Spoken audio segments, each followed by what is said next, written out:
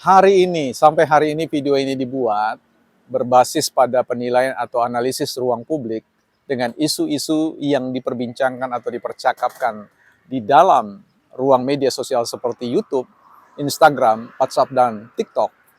Banyak sekali publik yang kemudian berada pada posisi kesangsian antara yang percaya bahwa ijazah Pak Jokowi itu asli atau juga mereka yang percaya bahwa ijazah Pak Jokowi adalah palsu. Secara pribadi, bukan partai politik, bertemu dengan beberapa orang di kesempatan dalam perjumpaan, dalam perjalanan mengelilingi Nusantara. Dan mereka bertanya, Pak BPP, apakah ijazah Pak Jokowi asli atau palsu? Sontak BPP mengatakan asli. Lantas bagaimana dengan semua apa yang dilakukan oleh Bang Rismon, Mas Roy Suryo, Dr. Tipa, dan yang lain-lain untuk membuat orang percaya bahwa ijazah Pak Jokowi tidak asli. Kita akan bicara tentang persoalan merebut pikiran publik dalam budaya framing, bukan partai politik. Selamat datang teman-teman di channel Bukan Partai Politik, sebuah ruang publik, sekolahnya publik, bukan sekolahnya partai. Tempat kita bersama-sama belajar untuk meninggikan kemampuan kita di dalam berargumentasi, bukan meninggikan suara, apalagi emosi. Karena itu, don't raise our voice, emotion, but argument. Sebelum saya bicara tentang persoalan berebut pikiran publik dalam ruang media sosial, saya mengingatkan buat teman-teman yang masih ingin berinvestasi di IKN untuk sebidang tanah 10x20, sekitar 10 sampai 12 menit ke IKN. Teman-teman bisa menginvestasikan modal 1 juta rupiah dan bisa memiliki tanah impian untuk membangun rumah, kantor, atau unit bisnis. Silakan cek informasinya di website bukanpartaipolitik.com. Bukanpartaipolitik.com. Persembahan kemitraan bersama dengan agen properti.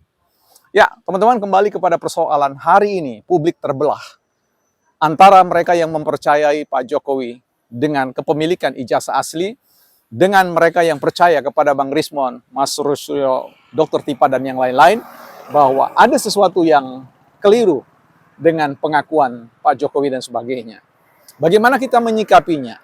Setidaknya kita sebagai publik perlu mawas diri, ya, perlu hati-hati. Ruang publik bukanlah ruang yang netral. Ruang publik adalah sebuah panggung kontestasi, sebuah panggung perebutan tentang apa yang akan menjadi buah pikir dari masyarakat atau disebut sebagai halayak.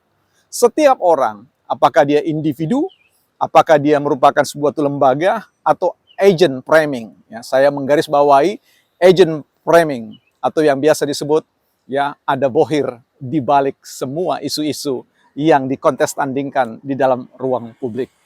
Ruang publik sekali lagi bukanlah ruang di mana dia akan mengikuti idealismenya. Tetapi ruang publik adalah tempat orang membentuk imajinasi, membentuk sebuah realitas dari imajinasi menjadi sebuah kenyataan. Karena itulah yang disebut sebagai suatu hoax. Ya. Hoax atau hoax yang terus-menerus, berita ketidakbenaran yang terus-menerus dihadirkan, maka dia akan berubah menjadi suatu kebenaran. Inilah yang disadari oleh mereka-mereka yang selalu berpikir bahwa dengan frekuensi, tidak penting bicara tentang kualitas, frekuensi akan membentuk sebuah realitas. Hari ini panggung media sosial kita dipenuhi oleh kelompok-kelompok yang sungguh-sungguh ingin melakukan framing. Persoalan benar atau tidak itu soal lain. Tetapi proyek-proyek besar selalu berbicara tentang bagaimana bisa membentuk mindset publik, bagaimana bisa menggeser publik dari yang percaya bahwa ijazah Pak Jokowi asli berubah menjadi ijazah yang tidak asli. Ini adalah satu proyek untuk menciptakan satu kesan, untuk melakukan proses pelucutan terhadap martabat kewibawaan seorang pemimpin yang pernah memimpin Indonesia selama 10 tahun di Republik ini atau di negeri ini. Itu adalah proyek. Persoalan nanti asli atau tidak, itu persoalan lain. Tapi kemudian nalar publik bertanya, apakah ada orang yang mau mempertaruhkan masa depannya dengan ganjaran tentang hukuman apabila mereka memproduksi isu yang sifatnya hoax? Ada pihak yang selalu berusaha untuk berlindung di balik apa yang disebut dengan rasionalisasi. Apa itu rasionalisasi? Ya, melakukan proses pembenaran seperti yang dilakukan oleh Bang Rismon, Mas Roy Suryo, dan Dr. Tipa. Ya, mau melakukan itu berdasarkan sebuah pembenaran bahwa apa yang mereka lakukan itu adalah demi kecintaan pada pengetahuan. Sebuah atas nama yang disebut dengan penelitian, riset dan sebagainya. Padahal kita tahu hari ini, apa yang dilakukan oleh Bang Rismon adalah upaya melakukan rasionalisasi. Setelah melakukan satu simpulan dari sebuah analisis data yang sangat minimal, beliau menebar isu, informasi bahwa ijazah Pak Jokowi itu tidak asli atau palsu. Padahal kita tahu UGM, Universitas Gadjah Mada, salah satu alma mater, bukan partai politik, mengatakan bahwa ijazah Pak Jokowi adalah asli adanya. Tapi bagaimana mungkin kemudian ada pihak yang lain yang masih tetap memegang keyakinannya dan melakukan riset-riset yang berkelanjutan, ya, seolah-olah mengatakan bahwa mereka pada akhirnya memberikan informasi kepada publik apa yang mereka lakukan di awal itu adalah satu simpulan yang sangat lemah yang tidak berdasarkan pada satu fakta.